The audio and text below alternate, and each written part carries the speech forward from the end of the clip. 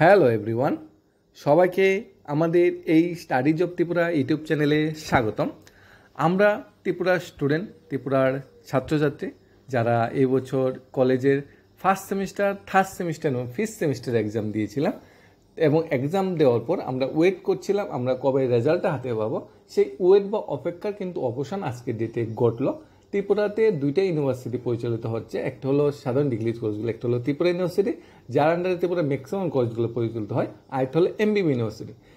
এমবিবি ইউনিভার্সিটির রেজাল্ট এখনো আসেনি, আর ত্রিপুরা ইউনিভার্সিটির যে রেজাল্ট অর্থাৎ ত্রিপুরা ইউনিভার্সিটি পরিচালিত বিভিন্ন ডিগ্রি কলেজে যে ফার্স্ট সেমিস্টার, থার্ড সেমিস্টার এবং ফিফথ সেমিস্টারে যারা এক্সাম দিয়েছিলেন তাদের রেজাল্ট কিন্তু চলে এসেছে। এখন কথা হলো ফার্স্ট এবং থার্ড সেমিস্টারে কিন্তু সবার রেজাল্ট এখানে আসেনি। ফার্স্ট আর থার্ড সেমিস্টারে কিন্তু বিকমের রেজাল্ট অনলি এসেছে, আর ফিফথ সেমিস্টারে কিন্তু সবাই রেজাল্ট চলে এসেছে। ফিফথ সেমিস্টারের স্টুডেন্টরা তোমরা already maximum candidate already result তোমরা চেক করে নিয়েছো।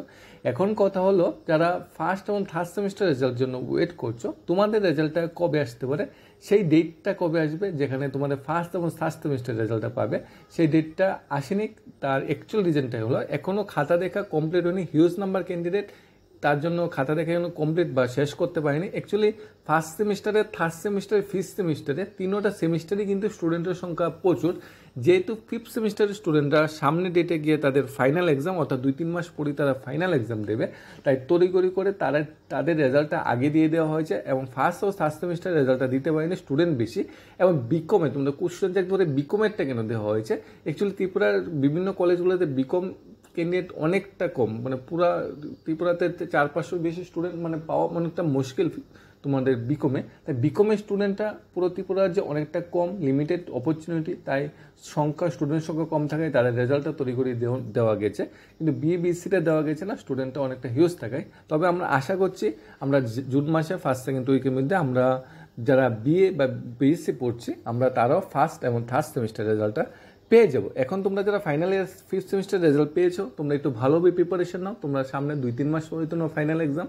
ফাইনাল ইয়ারের মার্কশিটটা কিন্তু তোমাদের অনেকটা ডিপেন্ড করে ইন ফিউচারে তোমাদের কোন সেক্টরে যাবে, কোথায় চান্স পাবে মাস্টার ডিগ্রি করতে, বিএড করতে, যে কোনো সেক্টরে কিন্তু ফাইনাল ইয়ারের মার্কশিটটা খুব দরকারি, কারণ এটা প্রথম তোমাদের ডিগ্রি সার্টিফিকেট। তাই তোমরা প্রিপারেশনটা ঠিকঠাকভাবে রাখো। আর যারা ফার্স্ট এবং থার্ড সেমিস্টার এক্সাম দিয়েছিলে, বর্তমানে যারা সেকেন্ড ও ফোর্থ সেমিস্টারে পড়ছো, তোমরা কিন্তু ভালোভাবে সেকেন্ড ও ফোর্থ সেমিস্টার এক্সামের জন্য প্রিপারেশন নাও। তোমাদের এক্সামও কিন্তু আর বেশি দিন নেই, হয়ে যাবে। তাই তোমরা রেজাল্ট তো পাওয়ার আগে তোমরা কিন্তু প্রিপারেশনটা ভালোভাবে কাজে লাগাও, যাতে রেজাল্টের জন্য প্রিপারেশনের কোনো ঘাটতি না থাকে। আর এমবিবি ইউনিভার্সিটি আন্ডারে যারা আমরা স্টুডেন্টরা পড়ি, আমরা রেজাল্টও পেয়ে যাবো আশা করি জুন মাসের ভিতর। কোনো কুইরি ডাউট থাকলে অবশ্যই জানাবে। আর রেজাল্ট কেমন হয়েছে, কোনো তোমাদের আপকামিং ফিউচারে তোমরা কী ধরনের প্ল্যান করছো কলেজ কমপ্লিট করার পর, অবশ্যই শেয়ার করতে পারো তাদের সাথে। ধন্যবাদ সবাইকে। Studies of Tripura YouTube channel.